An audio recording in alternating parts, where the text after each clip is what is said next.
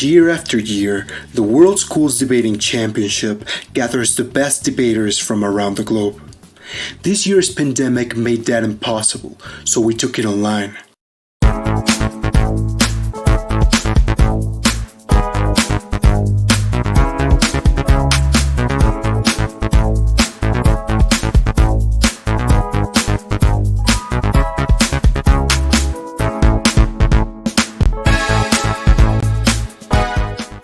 In this style of debate, there are two teams.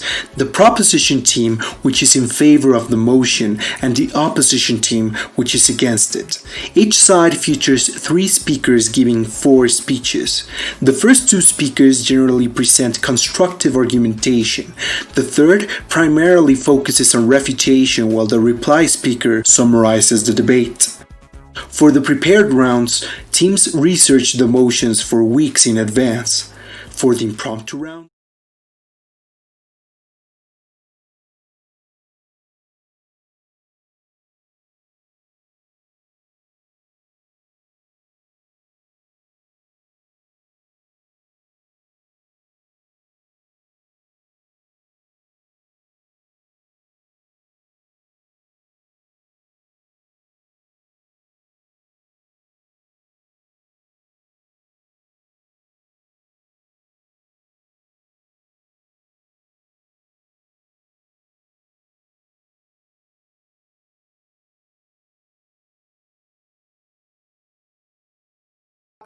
and the state has limited regulatory roles by, for example, sanctioning actors or expropriating land. Secondly, we tell you that there's a large concentration of land ownership. Queen Elizabeth is the owner of 1/6 of the Earth's surface, and in the United States, 75% of privately held land is owned by 5% of the richest private landlords. And thirdly, in cases where ownership is mobile, it is distributed to the highest bidders. This contrasts directly to our side, because we're talking to you about a trust. A trust means that the government owns assets in favor of the people, who in legal terms become beneficiaries. It is generally managed by a particular institution that can be independent and decentralized, and the government leases land through limited contracts, but those can vary in time depending on the use of the land. Whether it be housing, whether it be factories, the time limit can vary from a few months to a few years to a few decades. Note one thing. Our world does not stem from the status quo. It is comparison to current tendencies and distribution principles, and we do not have to prove to you how this would be possible to establish under the current state of affairs. What we do have to prove to you is twofold. Firstly, we will be proving how the current distribution of land is illegitimate and that the government trust is principally justified. And secondly, that land held in government trusts is better for mediating people's agency over land. So with that in mind, we can move into the principle for this debate lying within our first argument, because we tell you that this debate is about the right to property. Our rights and liberties are most sustainable when they're restricted by a metric of universality. So the exercise of liberty of one should not interfere with the exercise of liberty of another. Property, in particular land, is a limited resource, which means that if one person owns it, nobody else can. This would be legitimate if either everyone could claim the same proportion of land, or perhaps if your claim towards land would be proportional to the work and merit that you put into it. This does not happen. The system of private ownership of land subjectively rewards a privileged minority in 2 ways. Firstly, for the process of acquiring land. When the concept of private property was developed, those who owned it protected it from those who didn't. Hence, the main of acquiring land in the status quo is inheritance. In the United States, the top 100 landowners have owned the bulk of their property since the 18th century. The right to owning land is granted arbitrarily to those born into a landowning family. This is unjust because the right to land has not been worked for. However, people reap the benefits of this land. Acknowledging the best case scenario in the status quo, where low and middle class families work to own land and inherit it to their children, we tell you that it happens because people rely on land ownership to secure stability under the competitiveness of the market.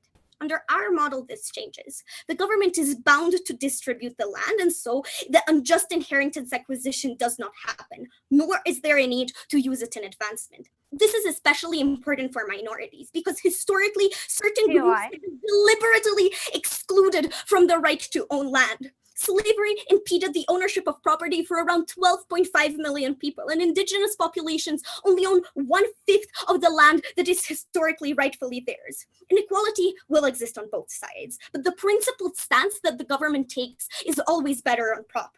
The status quo is one where those in power pursue their own interests, and so inequality prevails, and the change takes too long and unjustly jeopardizes thousands. The government's ability to help the oppressed is contingent on the whims of the oppressor. The government only intervenes in the cases of emergency when people are already homeless, when people are already in the need of being provided welfare. So those who have lackluster shelter are not explicitly homeless, are not helped. We have a counterfactual. Minorities and their oppressors alike are considered beneficiaries, and those they have an equal claim to land in the eyes of the government. Land is leased on limited term contracts, so the government is bound to reassess society, and relatively constantly, it recognizes that society is not static and that people can grow and develop and learn different rights to land. The government sees minorities as actors with agency for the first time, yet OP disagrees. I'll take your point. Okay, so we think Israel, Finland, Sweden, and the Netherlands implemented leasehold policies in the past, but have all started gradually privatizing their leasehold systems and moving away from state leaseholders. Why is that? We understand there's different factors that lead to these changes. We believe that, of course, many governments are in colludes with private developers of land, so that means that they have a direct incentive. We tell you that when this land is going to be wholly organized by the governments, we believe that it is more likely that it will be distributed properly. So this is why we are likely to have more development. We talked to you about how market forces limit autonomy and regulation of the government. Holding land in government trusts maximizes the different uses and purposes of potential land. Today, land is underused, mismanaged, and inaccessible to those who need it the most. All infrastructure and development in poor areas only occurs through appropriate allocation. This is why there are food deserts in urban Namibia, because people don't have access to sustainable food sources. Without access to basic infrastructural development, cycles of social disparity are furthered. When land is in trust, this creates equal distribution and better prices on resources. But why is it underdeveloped in the status quo? This is in part due to speculations. Investors buy cheap land in poor communities to see if prices will rise enough to make them a return by developing this land in the future. This creates two major harms. Firstly, this is land that could be used for living. This is land that could be used for building businesses, but now it's empty lots that is pushing people away from their communities. Secondly, if prices do rise and this land is developed at the end of the day, it becomes inaccessible to the population. This happened in Lebanon, where real estate booms were also accompanied by mounting speculation that increased land prices by 5%. Similar patterns force families to decide between basic necessities or rent. This generates a homelessness crisis. Land developers and real estate agencies commodify housing instead of ensuring it as a human right. This is why 11 million homes sit empty in Europe. This is enough to shelter the homeless population of Europe twice over.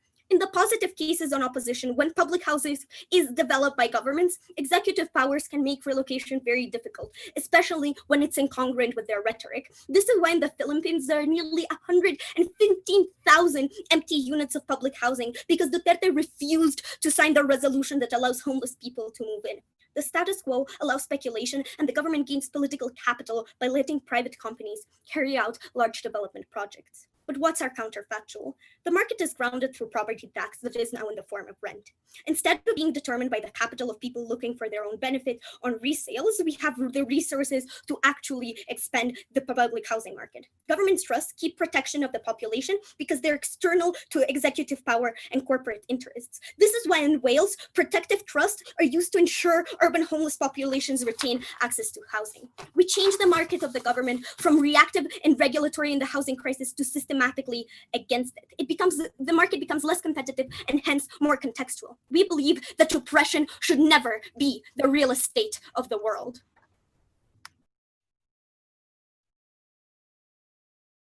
I'd like to thank that speaker for her speech and call on the first opposition speaker to open their case. Hear, hear.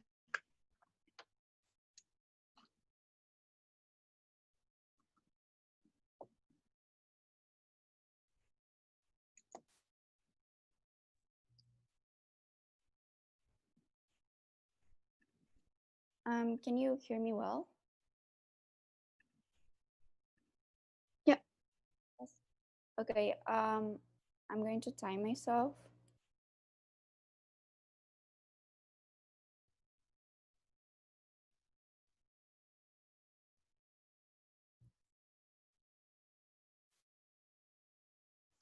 Please, POIs, do it by audio because I'm not going to be looking at the camera.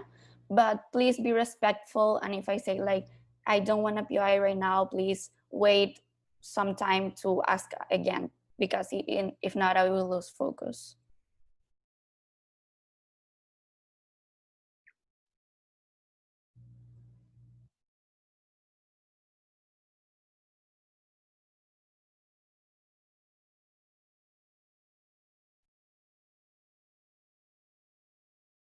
Proposition must defend a world where the state has a monopoly on all land.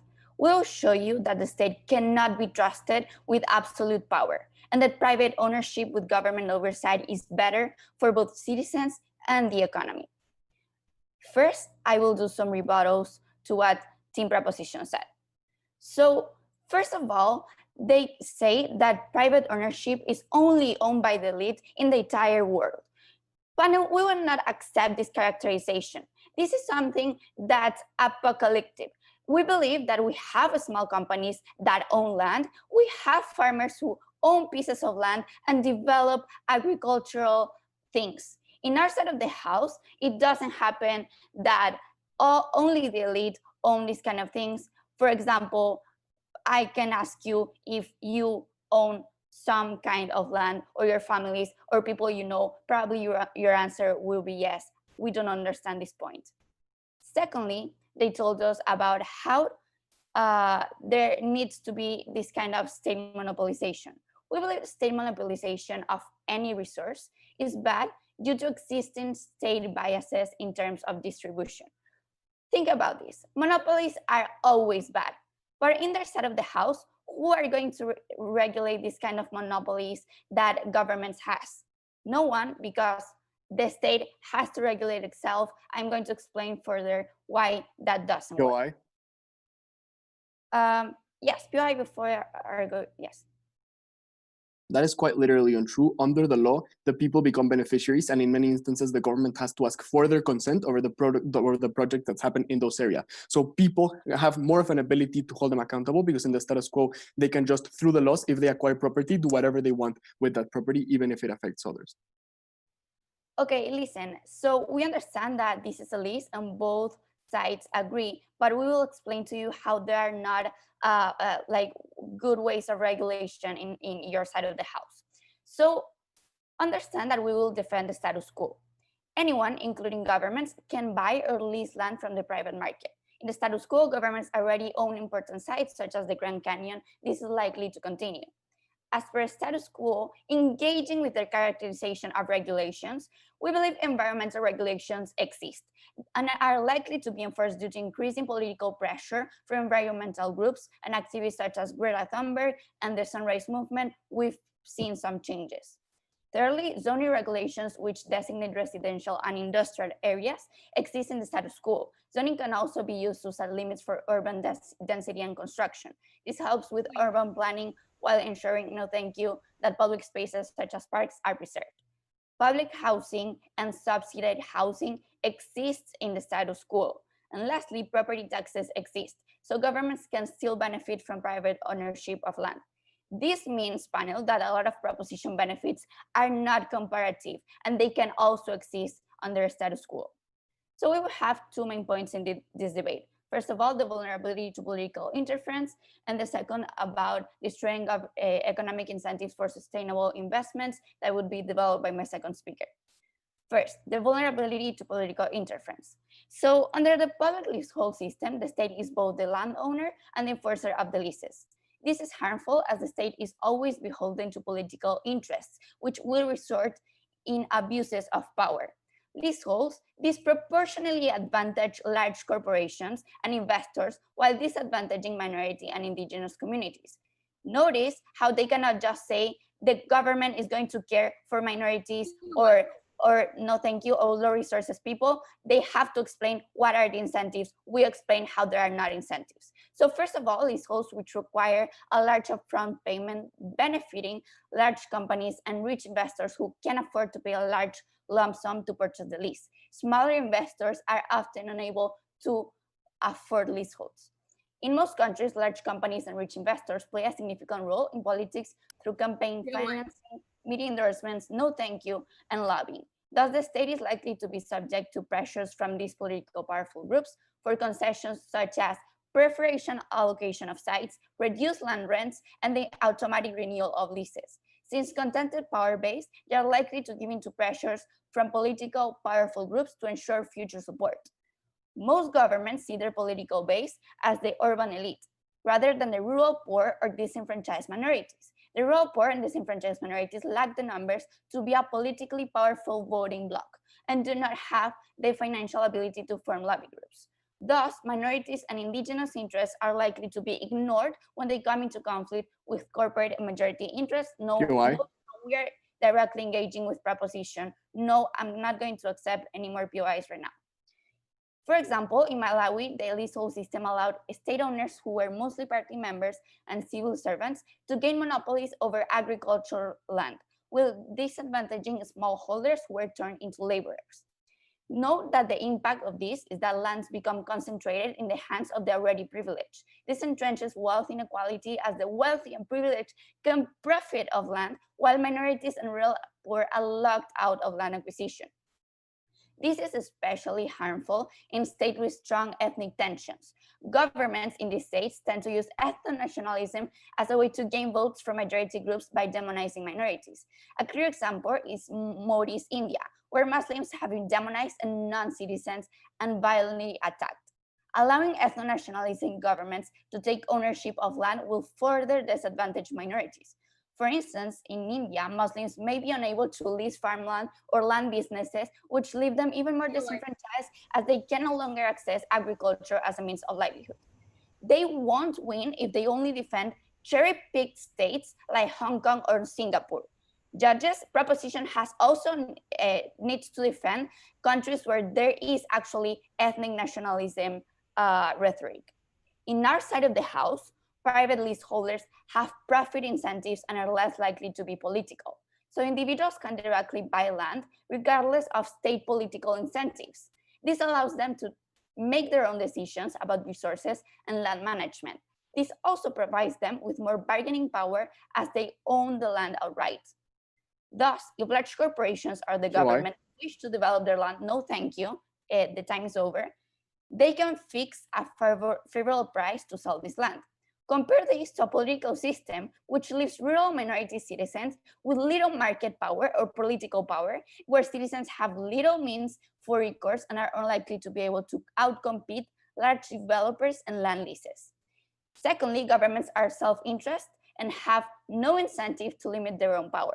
In addition, it is in their interest to create a political base by benefiting the elite through short-termism land policies, which displace minorities and the poor.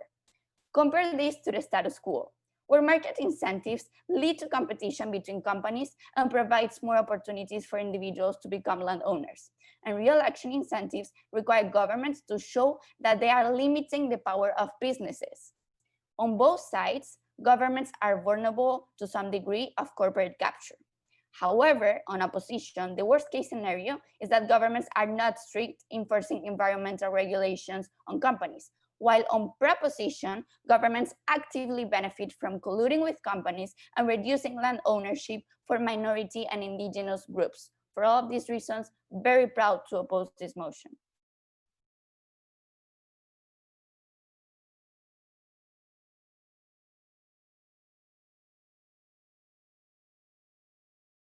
Wonderful. We thank that speaker for their speech and call on the proposition second speaker to continue their case. Hear, hear.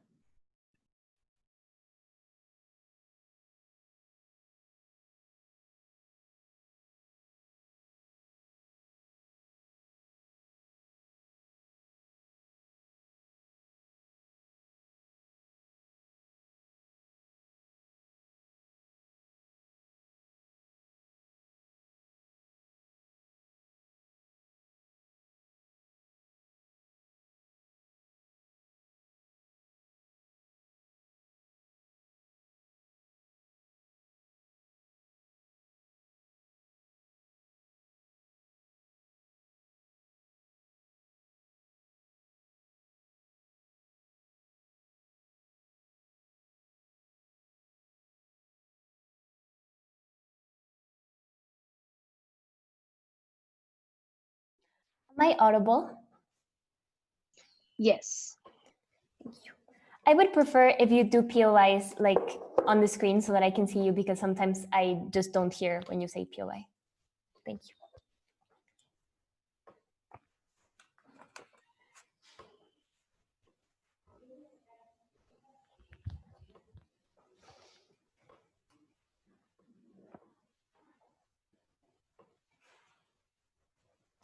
When housing is a commodity rather than a right, the acquisition of land is a means for survival, not an everyday thing that everybody can enjoy. You will hear a few things in my speech that will make it clear why proposition has the advantage in this debate. First, on strategic flaws on the side of the opposition, then 2 points of clash, first on development, second on power, and a third argument on threat reduction. Let's talk about strategy. I find it very weird that team opposition chooses to characterize the status quo as one that is failing, where the entirety of their alternatives are things that already happen in the status quo. I really don't see where they stand in this debate. But now let's talk about development, and specifically addressing the alternatives that they bring to you in regards of like things that they would do. First, I think it's important to make the clarification that land that is owned by the government in the status quo is generally not residential land anyway. The examples that they then give you is land, for example, that the government expropriates because it wants to preserve it for environmental purposes, land that it wants to expropriate because it has some sort of like historical or cultural significance. This is not land that would be used for residential purposes. We believe that the biggest stakeholders in this debate are the people that don't have houses, or the people that are actively displaced because of the forces of the market, something that we bring to you in the entirety of the case. But in the best case scenario of their alternatives, when they talk about things such as zoning and such as public housing, why do we still believe that this is not enough? First, because generally the government only intervenes in the market when these individuals are in extreme situations, such as when people literally don't have a home. We believe that those people that are in the middle, who are in the risk of losing their houses because of rising prices, who just can't mobilize socially, or who won't ever be able to acquire property and will rent for the entirety of their lives, are individuals that are systematically not helped by the government under their side of the house. But the second thing we brought to you was on the impact of minorities, where we tell you that we don't believe that it was fair for opposition to characterize this as the worst case scenario. Think of the situation of minorities as if we were playing a Monopoly game. These minorities couldn't play the game for 400 rounds. And then for the next 50 rounds, all the money that they could make had to be given to the people already in power. This is the situation of indigenous communities. This is the situation of individuals who were subject to slavery. We believe that there is such a disadvantage in society that they will never be able to catch up through the alternatives that team opposition brings to you. We believe that under our side of the house, when they are seen as beneficiaries, when they actually have a claim to the land, then they have agency to improve their situation. No, thank you.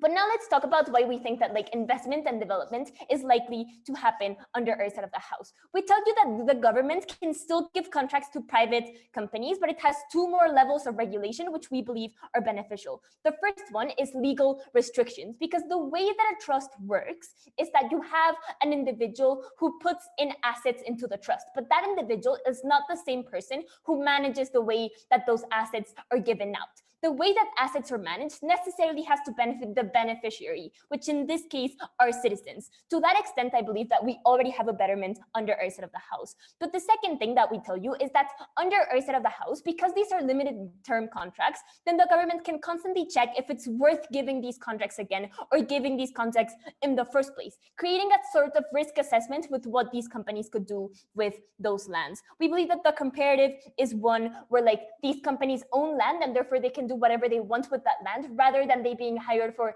giving a specific purpose to that land. We believe that that is better. But now let's move on to our second point of clash when we talk to you about power. Essentially, we believe that, as I was explaining, the executive branch will not be the one that administers this land under the trust. And it is more likely for it to be like an independent, autonomous, decentralized institution.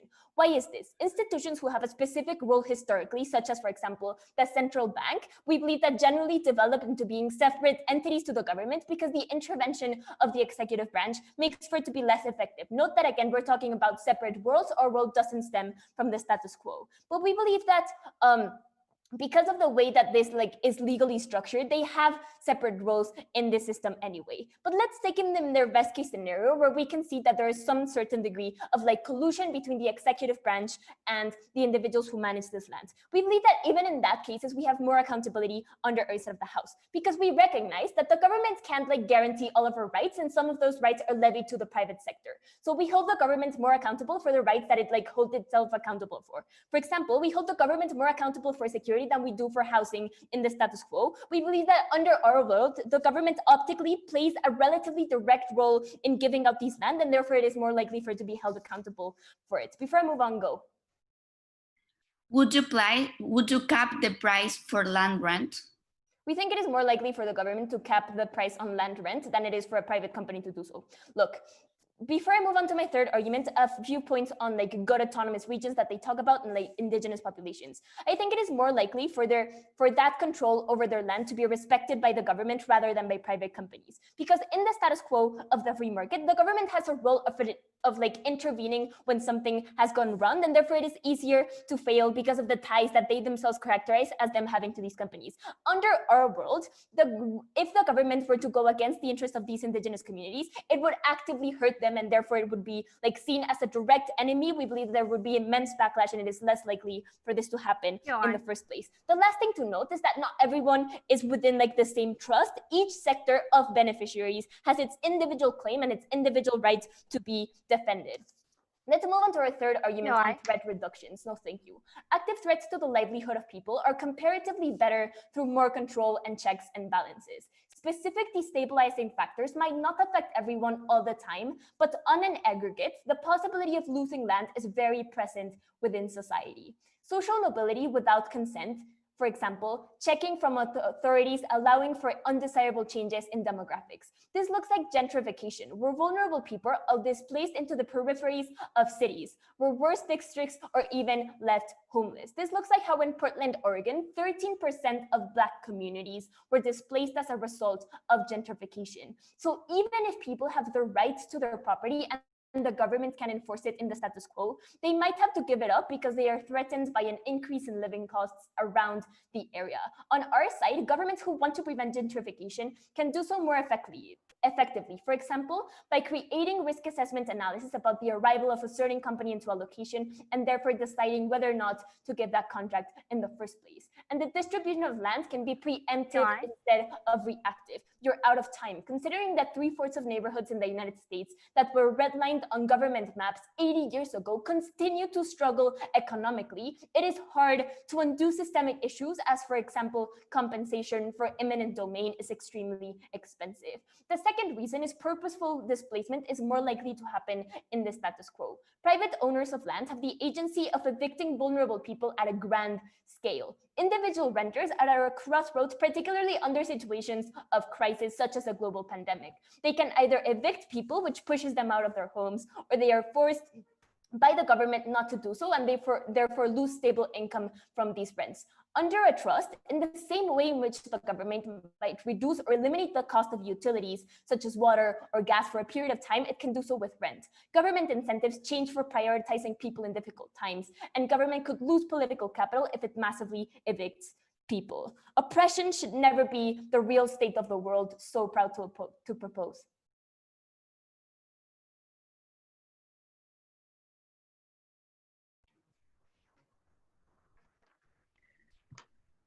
Great. I thank that speaker for their speech and call on the opposition second to continue their case. Here. Hi, can everybody hear me well? Yeah, you're audible. Okay, awesome. So just give me a second. I'm just, I have too many papers.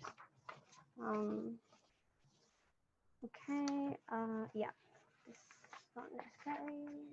Okay.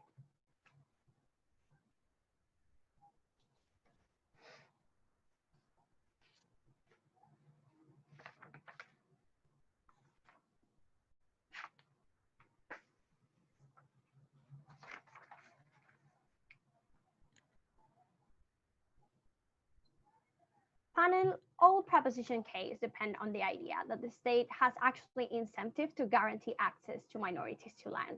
They never actually engaged with Daniela, right? With all her characterization, how she explained to you that political incentives are much more bigger. But also, they don't understand that as we are defending the status quo, we can talk about the alternatives that already exist, like regulations that might be even more effective in our side of the house and not having the harms that that proposition case will lead to. We think they are not comparative enough. Before going into the second argument about how this hurts like long-term investments, we are going to deal with props material. So firstly, about this weird principle that they said, that it's kind of like we deserve or we should push for change to people, for minorities, right?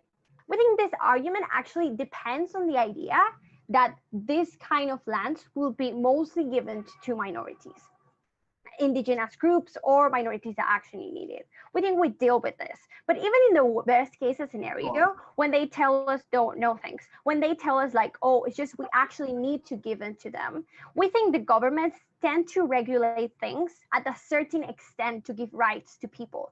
That's why, for example, when a thing can cause harm to society, the government back off at a certain point. If the government tends to seek things like I don't know, like car accidents, they are not gonna ban cars, right? What they're gonna do is they're gonna force regulations to avoid those car accidents, but not the car itself. That's how the private property principle looks like. But thirdly, we think we have alternatives in the status quo to help people to help minorities to get access to the residential purchases. We think there are rent caps that the government imposes directly. It happens in Latin America and it happens in a lot of countries, actually. So we think the comparative here is not a world where minorities cannot be given lands, right? I will take the POI later. Secondly, so they told us this idea about how actually the state have a lot of incentive to protect minorities and protect indigenous groups, because if they don't do it, they will look bad. We don't think this is actually true, right? Because this premise is basically the idea that that minorities like indigenous groups are like a vast part of the voters that these politicians need. We don't think this is a reality for countries like Brazil, right, where Bolsonaro can completely ignore indigenous group and do whatever he wants with the land, right? We think in the comparative, it's better when those minorities, those specific minorities, because they have access to the in full control, not by a lease, but for full extent time, they have access to land and they can create themselves a better future that the company could give it. Not now. Lastly, so they tell us about this idea about how how private property in principle is legitimate. So we think they don't do the right comparison here. They don't actually understand that the state will be monopolizing this, and they are not engaging directly with the principles. They did not engage with any of the analysis that Daniela gave you in her first speech. So before I continue, I will take the POI. The POI, please. On the status quo, vulnerable individuals, for example, in communities in Brazil who have no leverage in voting rights, as you say, are literally dependent on Bolsonaro signing a law so that they can go to public housing. On our side, irrespective of how much leverage you have, you're still a beneficiary. Why is it comparatively better on your side? So the comparative here is that on my side of the house, minorities can save up money or they can inherit property from their families, right? The comparative here is that in your side of the house, they cannot have access to that, and they are less likely for the government to seek to help them. Proposition needs to prove that in all cases, their border are all lands in all states should be accountable. But they don't talk about United States, right, being racist with Black communities. They don't talk about India being racist against Muslim communities. We don't think they're actually defending the whole border of the proof that they need to prove in this debate in order to win it. That's why I'm very proud to propose. We think also, last point of engagement, they told us like, okay, it's just that institutions that will control this are separate from the state. Two main answers. First, we think this is untrue, right? Like usually those ministries that are like they are leading the land, or the ministries that are capable to lead land are usually imposed by the president or by other important political figures, so they're all connected. But look at this, they say like even in a worst case scenario, they might be accountable. Zero analysis here. We explain to you why the government is actually not likely to want to be related with those kind of behaviors in society, because it will look very bad for re-election for re-election incentive, right? Not the right comparative to do here. Their third speaker will have to deal with a lot of material, so good luck with that. But let's go to the argument itself. So how they are more likely to destroy economic incentives for sustainable investments. So we think many individuals see land as an investment, as land tends to accumulate value over time and is more stable compared to stocks. However, as land approaches the end of its lease period, the land and any properties on the land become increasingly difficult to sell, especially given the uncertainty over whether or not the lease will be renewed. This is true regardless of how long the lease is.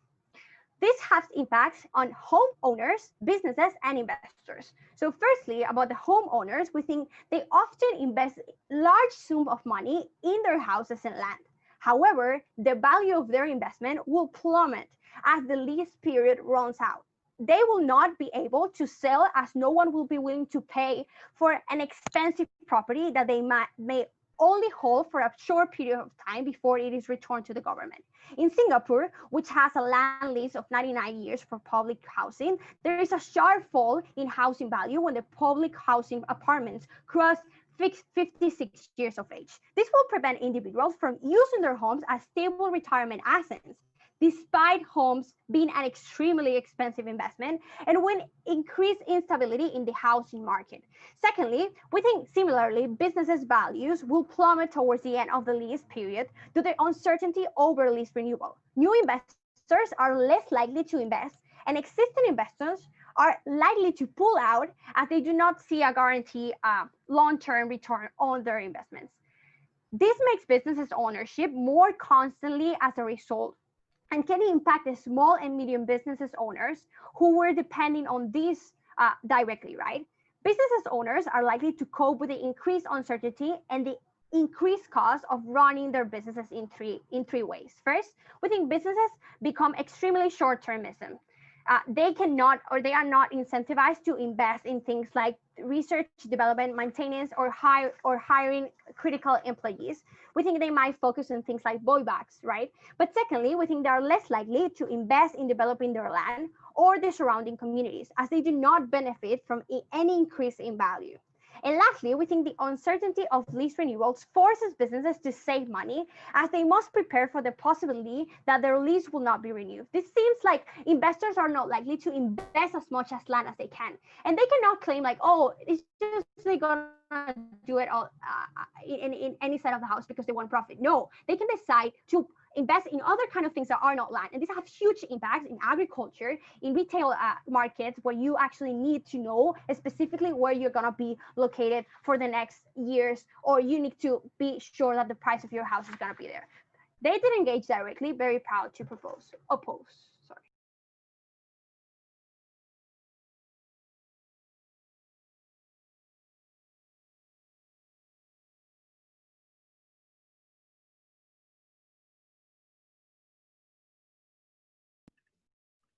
Great, we thank that speaker for their speech and call on the proposition third to continue their case. Hear, hear.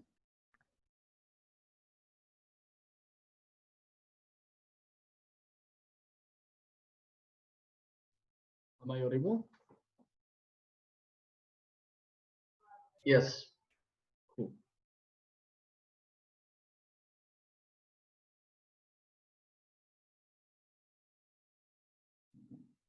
I want to note two things at the top of my speech. The first is side opposition cannot just appeal to regulations on their side whenever we tell them something in the status quo is wrong. They have to tell you why the regulations that currently exist are likely to be successful, or that an increase throughout the years will be better than on the aggregate than the solution that we have on our world. That is to say, they cannot just say Greta Thunberg exists, or we can regulate things without telling us how they are systematically being successful. Because as far as first off, just tells you how the status quo is broken, and they tell you that the solutions are likely to exist, and that those two that coexist in the same world right now are not really working. I don't know what side opposition's world really looks like.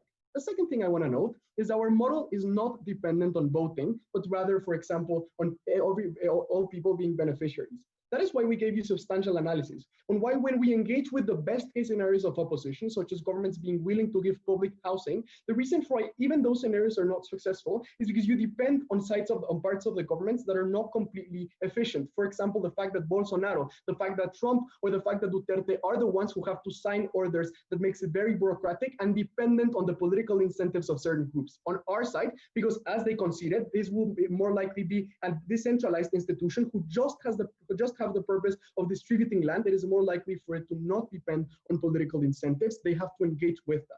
The last clarification that I want to make is side opposition cannot just say they didn't engage and like just not talk about their case and they say that we are not doing enough of a job.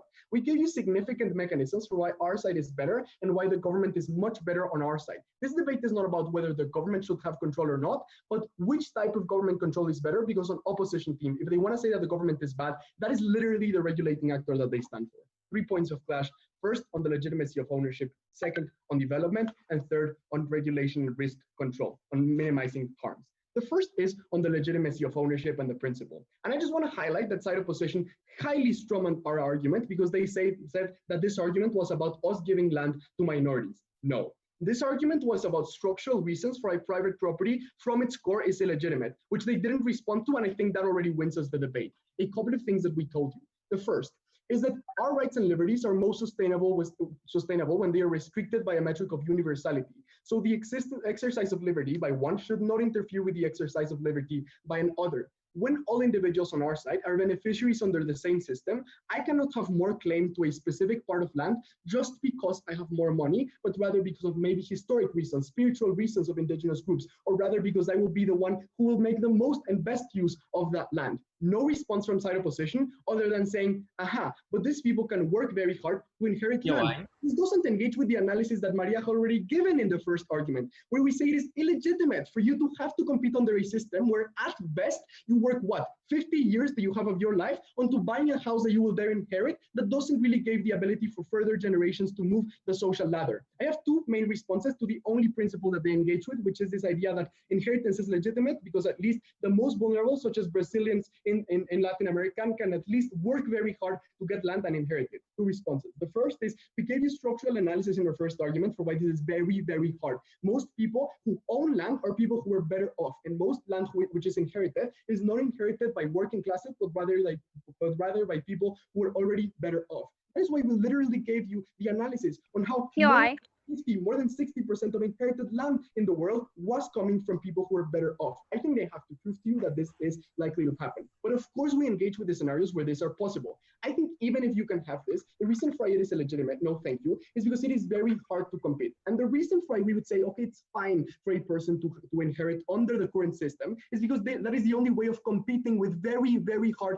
private incentives. But when they're on our side, private entities don't have this diametric advantage, then you don't need to work your whole life to at the best buy a house or a farm or whatever to inherit it in order to compete, because that competition is intrinsically not there in the first place, because the government will give these contracts, take down this contract, and redistribute land when necessary. So I think this is very important. Last thing on the principle. I think we were very clear in that the fact that the government now understands individuals as all the same, at least regarding the claim as being beneficiaries, and the fact that, and this is a very important mechanism, that constant checks are made in society because it is recognized that society is not static, is a principle that still stands and they don't engage with. I think the third opposition speaker is the one that's going to have a lot of trouble with this point of clash. The second point is on development. This engages with our second argument and their third argument. And here, what we want to be very clear with is that what our claim was is that we are depending on very bad actors. Or private investors, in many cases from international firms, which we depend on continuing to invest so that public property or infrastructure is available. That is to say, under side opposition, if I as an investor, for example, from the United States in Mexico, just decide to stop investing, then the system completely goes to hell. And what we would say on side proposition is there are more regulations for having investment on our side when you can just contract a company to build, for example, infrastructure and pay it with the aggregate rent that we have had throughout our societies. Note that Mariana gave you two extra mechanisms for regulation that you can have on companies so that they don't abuse, so that they don't harm the environment, etc., which we heard no response of on their side. We gave you, I'll take in a second, on speculation. And why specifically speculation does mean a clash of rights between my ability to develop land as much as I want and my ability to have a home.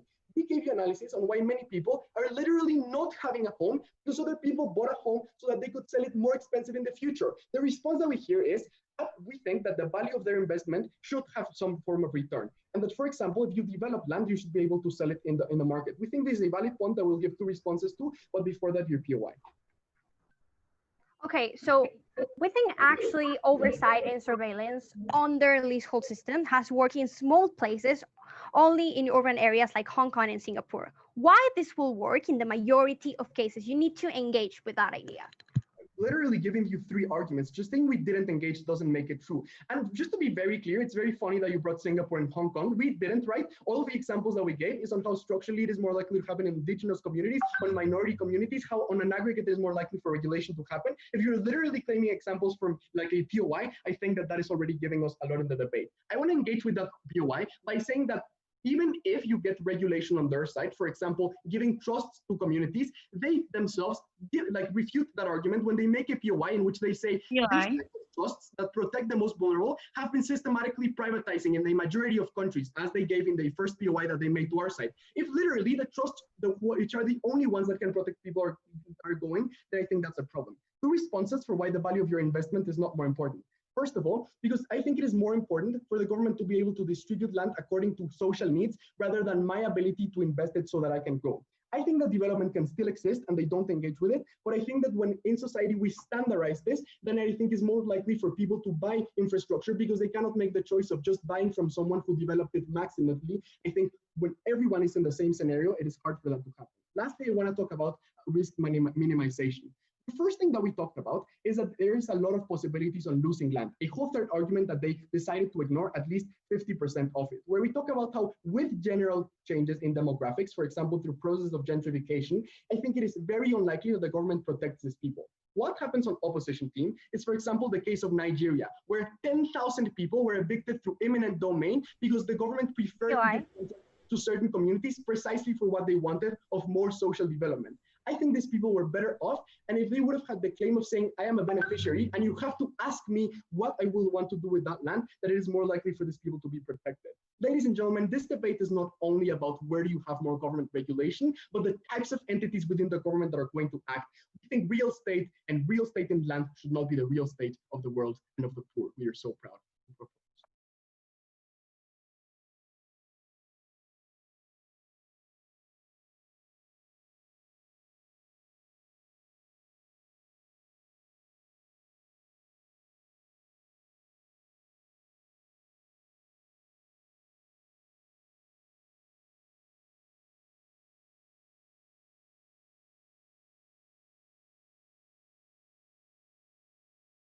I'd like to thank that speaker for their speech and call on the third opposition speaker to continue their case. Here.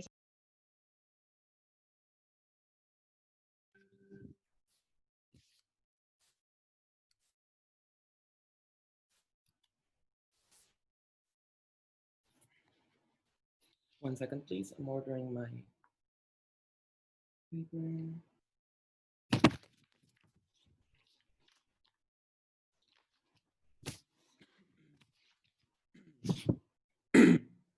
Oh my God.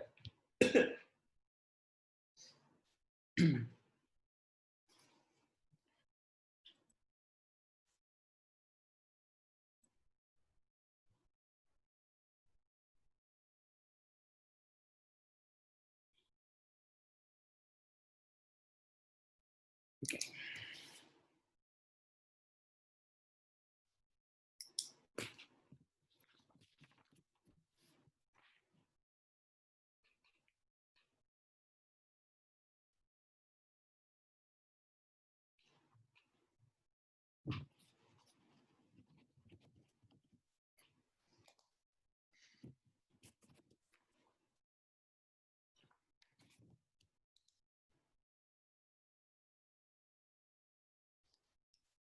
Okay, so I'm gonna set my camera.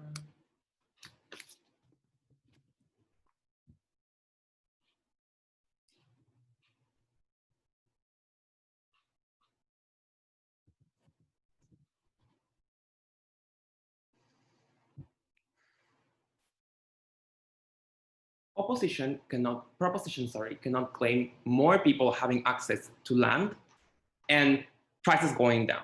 The reason why this happens is because if they want to yield that their system will work, they have to yield as well that their system has money and requires lots of revenue for it to work. The reason why this happens is because, for instance, countries like Singapore, countries like Hong Kong must have the amount of money to control the amount of bureaucracy in order to control for subletting things or doing or for control to actually work, right? So this is a point that JISA tried to tell them, but they never engaged properly with this point. The reason why this is important is because if they want to claim more affordability, for instance, you will want to lease it more for people, I think that they have to yield as well that this must be affordable. If that is the case, I don't think that they control enough the problems of bureaucracy because you won't have enough revenue to provide for a system that works. I think that is extremely important to consider in this debate. Three clashes here. Firstly, which world better solves problems of land distribution? Secondly, which world is better for economic development? Sorry, this is the third one. Secondly, which world are governments more accountable? And thirdly, which world is better for economic development? Firstly, let's talk about which world solves better the land distribution. And I think pretty much this is the meat of the debate, right? Firstly, what do they tell you? They tell you that privatization makes it more difficult, makes it more expensive for land to be used and developed as a result of speculation. Notice that we think that speculations exist on both sides of the house. Developers, in order for you to develop a land, it does take a while for it to develop. It's not like you just buy a land, lease it or whatever, and develop it immediately. It does take a while. That means that during the time that you are actually developing the land, the prices are still going upwards, right? No one can control that. At that point specifically, we think that they still have incentives to want to make for speculation to exist, because at the end of the day, you cannot control for prices to go up, and you can just not fasten up the developing of your infrastructure or whatever you're trying to build. In that sense, you're still taking a lot of time for the land for the value of land to get higher as a result of you taking time to construct. So I think speculation is not exclusive on our side of the house. Understand that I think that speculation is better handled on our side of the house. And this is why we provide you the comparative, right? Because I only tell you speculation happens. We tell you that at least on our side of the house, I think that there are better mechanisms to control speculations. Because I think that at the end of the day, when you're a private company, you still want to invest, for instance, in bettering your land so you can sell it to another person. We already explained to you why there are profit incentives for companies. They have never engaged with this specific point. And I think that they have incentives to want to develop this type of land in order to prevent speculation and to sell that at the very least. So I think they win this clash. The second point here is about this principle of the property right. They tell you basically property right is important because it gives you this ability to be free. And because the process of acquisition, you cannot earn it. Notice how important this, in order for this argument to at least make sense, is that people on their side of the house will also have, minorities will also have the ability to get properties. I think that the meat of their mechanism and their only solvency is them explaining why what a trustee/beneficiary type of system will actually mean that they will want to yield land to them. First, two pieces of responses here. Firstly, we don't think that Firstly, we don't think that they have the fiat to just say, okay, our policy will just be trustee beneficiary. That does not work in the vast majority of countries. I don't think that they can just invent that. This is not a policy motion. This is a preferred motion. Understand that. The second point of rebuttal here is that we tell you that this does not work in the vast majority of cases. When you're a trustee and beneficiary system, it's not like I want to just lend land to everyone. I think most likely it looks like you as a country wanting to at least give food, even to at least give water. Those type of essentials are not those type of essentials are usually the ones that government gives to beneficiaries or welfare systems, not land, because land's extremely expensive. And if they want to make it more affordable, I don't think affordable. I just don't think that the system will actually work in order for these type of controls to work at the end of the day. Thirdly, I think that there's also something very important to clarify here. Trustees understand that are handled by governments as they explained. Even when they are autonomous, they are funded by politicians and funded by the governments. Still, they have a lot of mechanisms to be coerced by these type of situations, and trustee beneficiary things won't work. Understand that they have to explain here why would this mechanism work in order for them to claim that people can just get land overall. Your point. We have told you that in many cases, the government prioritizes giving contracts to developers, for example, instead of people. That is the reason for, in many cases, you don't have enough revenue because those companies are tax exempt. When everyone in society is paying the rent, which is more likely to happen, you obviously have more money, proving the point on solvency, which you opened your speech.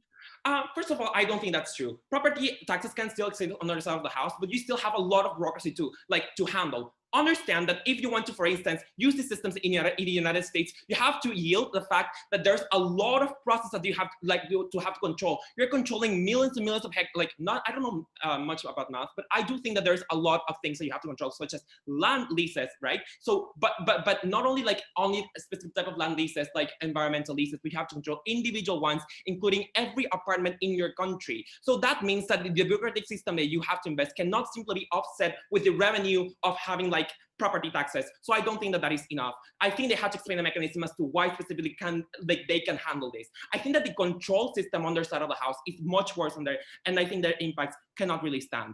Finally, they tell you, but at the end of the day, governments still have this social need to represent people, and they will do that. I think that they have never engaged specifically with the mechanisms that Daniela explained to you. So firstly, they explain to you, even in their best case scenario, when they have to yield to social things, they often do things like provide jobs to some extent, right? But most of the time, they do this for short-term type of development, not necessarily type of infrastructure, like giving land to people or houses to them, but rather this type of specific projects that tend to be short term. But specifically, we think that they can actually be given to people, right? At the end of the day, governments still abuse from the fact that private companies still give jobs to people, and most of the time they just clean their hands and do absolutely nothing around that point. Secondly, what's the comparison then in the debate? Because we think that on our side of the house, we provide you better distribution about this. Firstly, we think that we are better when we have a competitive market, when at least people have the ability to at least compete on the market and provide more reasonable type of prices. Because I think that prices can regulate much better when companies have to compete against each other. In order to make prices more affordable. That is a mechanism that Daniela told you. Second point, which world are governments more accountable? And I think that this is pretty straightforward. This is just about the gentrification process. They told you gentrification will exist and this obligatory displacements exist. I don't think that this displacement or obligatory exists. If it happens with solely I don't think this will be fixed on their side of the house as well, because I think that at the end of the day they still have incentives, governments specifically when they're monopolies, to do things like displace people when they are to displace indigenous communities when they need those things in order to construct bigger things. For instance, in Panama, the Tapone Darien, basically you want to build more infrastructure. There are still economic incentives for governments to want to still displace people out of creating other type of infrastructures. I don't think the gentrification can be fixed on your side of the house. And lastly, about which world is better for economic development, I think they have never engaged with this point, and just I gave you structural reasons why this is very important. So very proud to propose. Great. We thank that speaker for their speech and call on the opposition reply to close off the opposition case today. Hear, hear. Hi, can everybody hear me? Yeah, you're audible. Okay, thanks. Just give me a sec. Okay.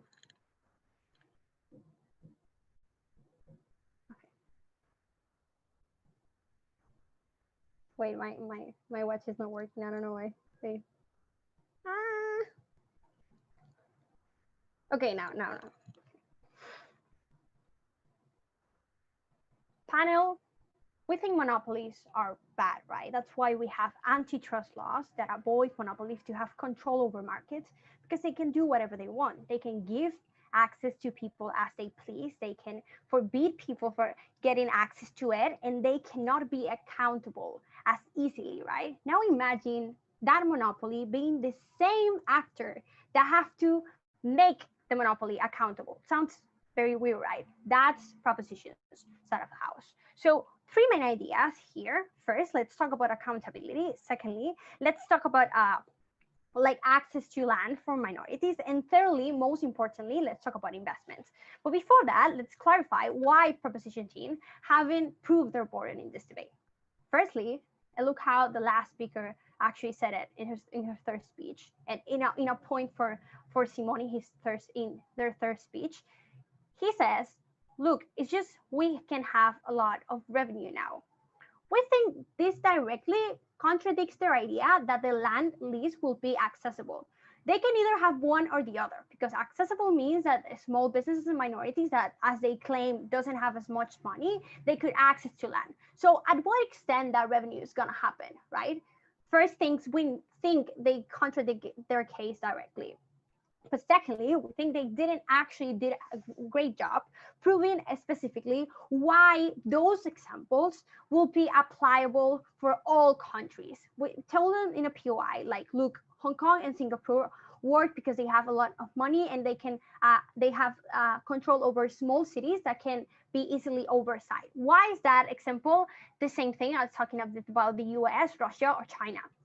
They decide to ignore this, saying that was not debate, those were not the examples. We think that is how this word looks in reality. They didn't actually prove that. But let's start with this idea about accountability. So they said, look, it's just we have decentralization, but at the same time, we can make accountable politicians. So same question, which one is it, right? Because we think in order for you to be accountable, you need to be part of all the process. And we told you that in the comparative, we think it is less likely for governments to regulate themselves that they could regulate other companies, because even in their best case scenario, when those institutions are separate from the state still have some kind of jurisdiction, and the state will have to admit that they did something wrong, that they give the listen to a bad individual that misused the land, right? So we think the state is very likable to avoid this kind of scandals or avoid surveillance, right? But also, we told you in this point that even if they want to make accountable everybody, we think oversight and surveillance is really difficult. In the comparative, we still have some sort of regulations, and we rely on them in order to avoid environmental jurisdictions to go wrong, in order to ensure urban planning and avoid gentrification. Secondly, about land and minorities. So let's see this comparison about freehold versus leasehold system. We think in their leasehold systems, there are these political incentives that Daniela told you about, that they can give companies or the most wealthiest or the most political lobbying companies the access to land. We think in our side of the house, this doesn't happen in a sense that freehold market doesn't care your political lobby. They care about the money you can put into. We think minorities save enough money to buy property and buy land. It's much more likely to our side of the house. But lastly, they tell us like, oh, they have incentives to protect minority. Never actually engage with our idea of why it was contradictory with the incentive of government to seek for the majority of voters and not the minimal one. But lastly, about investments, they never actually did any kind of engage in this point. I brought that in the second speaker and told you why it was so important to have long-term projects and make investors believe they can invest in long-term. Never actually engaged, very proud to oppose.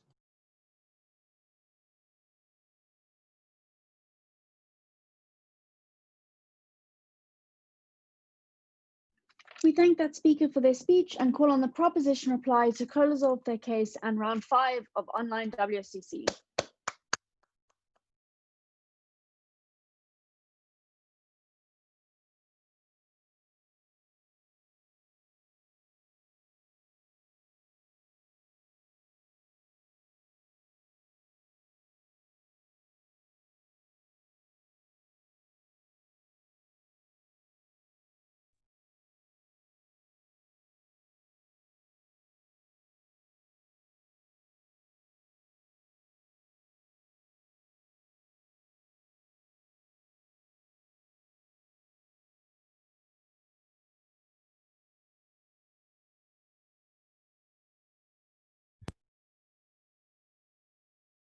We can't hear you, or at least I can't.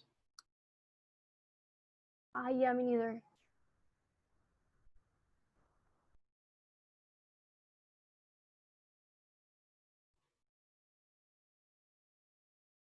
You can disconnect the headphones and then connect them back. That usually works.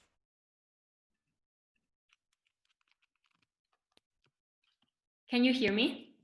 Yeah, perfect. Awesome. Yeah. I'm so sorry.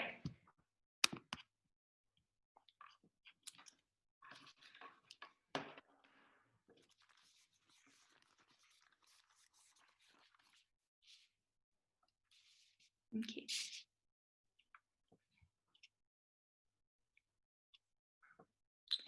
In principle, you should not support the system where people have to work and waste their unique lives to acquire a speck of property that won't ever give them true equity. The lack of responsiveness of this principle from side opposition already grants us this debate. But just for fun, 2 points of clash that will make it further clear why we won. First, on will the government prioritize the benefit of the people? And second, on will people have more agency over land? Let's talk about the incentives of the governments. But note first that the alternatives they mention are times when the government intervenes. If you buy their characterization then that the government works against the interest of the people, their side is a fully free market where the only one that benefits is the highest bidder. We believe that that is extremely worse. But now, the only reason why opposition tells us that the government will work against their best interests is because it gains political capital from affiliating itself to companies. We believe that to an extent this does happen on either side of the house. But I, as a citizen, in the status quo, depend on the private sector to give me housing.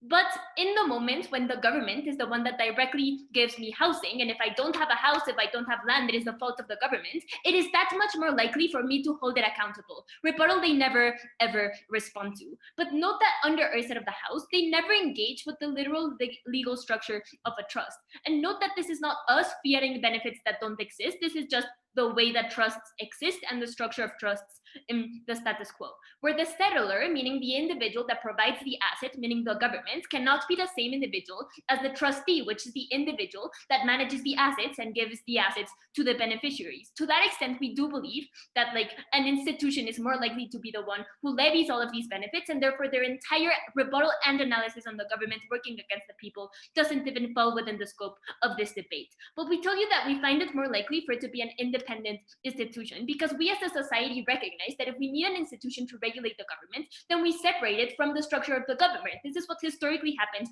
with institutions such as the central bank. We not only prove to you that this is literally how it happens in the status quo, but it is likely to happen on the world that we propose. Let's now talk about whether or not people will have more agency over land.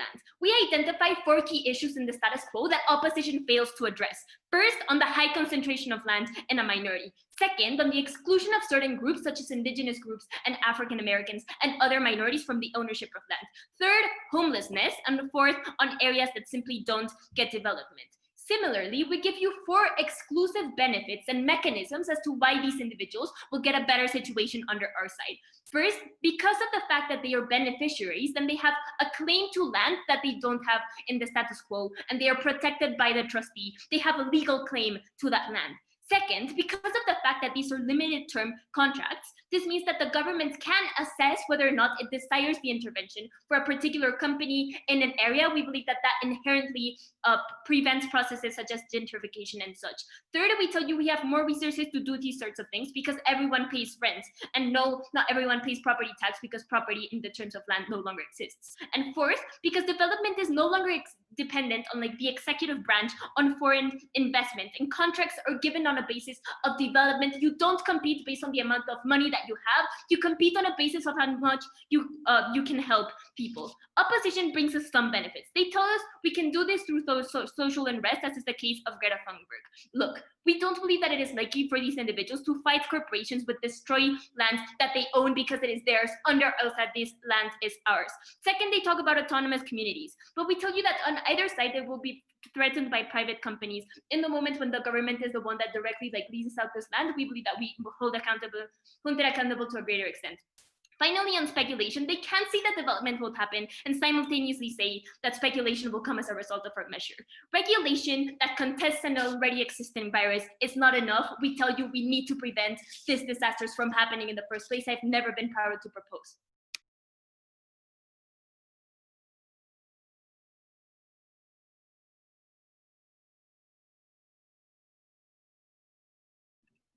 Hi everyone, thank you so much for the debate and well done. We're just going to move to the adjudication room and we'll be back shortly. Thank you.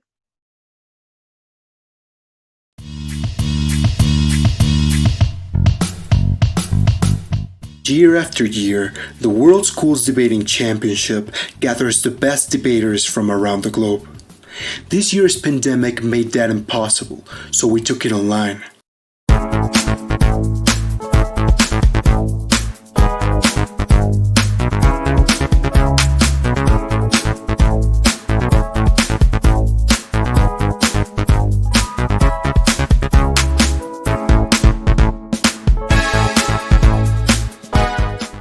In this style of debate, there are two teams.